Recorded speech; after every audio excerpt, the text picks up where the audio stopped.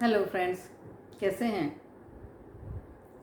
आज हम एयर से रिलेटेड जितने भी रोग हैं उनके बारे में बात करते हैं।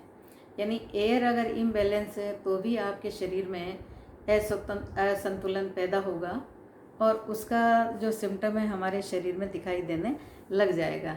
अब एयर इम्बैलेंस अगर हो गई है तो सबसे पहले किस पे असर पड़ेगा? मांसपेशियों की, मसल्स की वीकनेस। अगर मसल्स वीक हैं और आप काम नहीं कर पा रहे हैं, इसका अर्थ है आपके भवन में और आपकी बॉडी में दोनों में ही एयर इम्बैलेंस हो गई है। फिर इसके अलावा आप लीवर की खराबी, लीवर भी अगर आपका ख़राब हो गया, इसका मतलब यही है कि एयर वीक हो गई है। फिर इसके अलावा अगर आप गॉल ब्लैडर की जैसे कोई अगर खराबी आ गई है तो ये भी एयर की निशानी है। अब आप अगर ग्रोथ नहीं कर पा रहे हैं, यानी ग्रोथ नहीं हो पा रही है, इसका अर्थ यही है कि आपके भवन में और आपके बॉडी में दोनों में ही एयर इम्बैलेंस हो गई है। तो एयर इम्बैलेंस होते ही क्या सिम्टम नज़र आएंगे? मोटापा बढ़ना शुरू हो जाएगा। और इसके अलावा एयर के सिम्टम आप, क्योंकि एयर हमेशा ग्रोथ को इंडिकेट करती है, हम अगर देखते हैं तो एयर किसके लिए काम में लिया जाता है? नेचर के लिए, पेड़ पौधों के लिए। अब पेड़ पौधे जो ग्रो करते हैं, पानी जब उनको पूरा मिल जाता है तो वो ग्रो करते हैं। तो एयर किसकी निशानी हो गई? ग्रोथ की निशानी हो गई है। तो एयर अगर बैलेंस अगर है भवन में और आपके शरीर में, तो दोनों में ही आपका जो दिखाई देगा कि विकास अच्छे से हो रहा है। अब बच्चे के अंदर इसके सिम्टम किस प्रकार से देखेंगे? अगर बच्चा ग्रोथ नहीं कर पा रहा है, ग्रो नहीं कर पा रहा है, वीक है, इसका अर्थ है कि उसके शरीर में और आपके भवन में दोनों में ही एयर इम्बैलेंस हो गई है। और एयर इम्बैलेंस जैसे ही हुई है तो बच्चा ग्रो नहीं करेगा।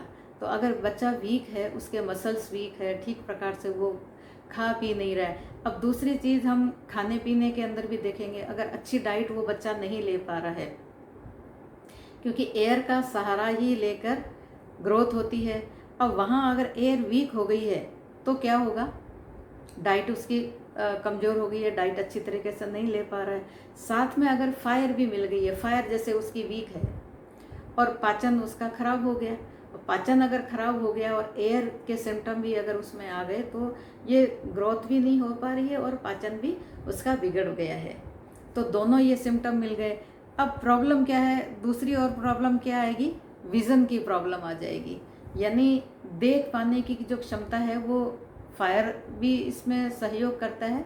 और नॉर्थ ईस्ट डायरेक्शन, क्योंकि नॉर्थ ईस्ट डायरेक्शन ट्रांसफॉर्मेशन की डायरेक्शन है। यहाँ जो वाटर है वो किस में कन्वर्ट हो रहा है? एयर में। और एयर किसकी निशानी है? ग्रोथ की। तो ग्रोथ नहीं हो पा रही है बच्चे की या आपकी। अब इसमें आपकी फाइनेंशियल ग्रोथ भी कह सकते हैं या फिजिकल ग्रोथ भी कर सकते हैं। तो दोनों ही की अगर ग्रोथ नहीं हो पा रही है, इसका अर्थ है आपके भवन में और आपके शरीर में एयर इम्बैलेंस हो गई है और फायर भी इम्बैलेंस हो गई है। इन दोनों के दूषित होने से, यानी एयर दूषित हो गई और फायर भी दूषित हो गई, इन दोनों के दूषित होने के कारण से आपकी ग्रोथ है वो रुक गई है।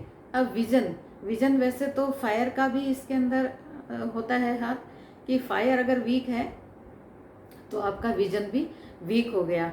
एयर वाले डायरेक्शन में जैसे इम्बैलेंस हो गया, बाई चांस एनी के अंदर, नॉर्थ ईस्ट के अंदर किसी न किसी तरीके का इम्बैलेंस है, या वहाँ पर आपने कुछ ऐसी चीज़ें रख रखी है जैसे फ्यूज़ बल्ब है, वो अगर वहाँ पर आपने रख दिए हैं तो वो आपके विज़न को इफ़ेक्ट करेगा। यानी आंखें जो है कमज़ोर ज़रूर होती हैं।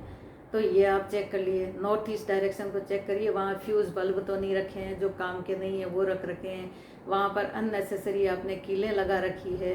तो ये सारी चीज़ें भी आप वहाँ देख सकते हैं। गॉल ब्लैडर की जैसे समस्या हो गई, ये भी पाचन से रिलेटेड है। फिर इसके बाद में एयर के अंदर अगर अर्थ वाले सिम्टम अगर जुड़ जाते हैं, अर्थ यानी स्टोरेज, तो ये क्या बॉडी में इफ़ेक्ट करेगा?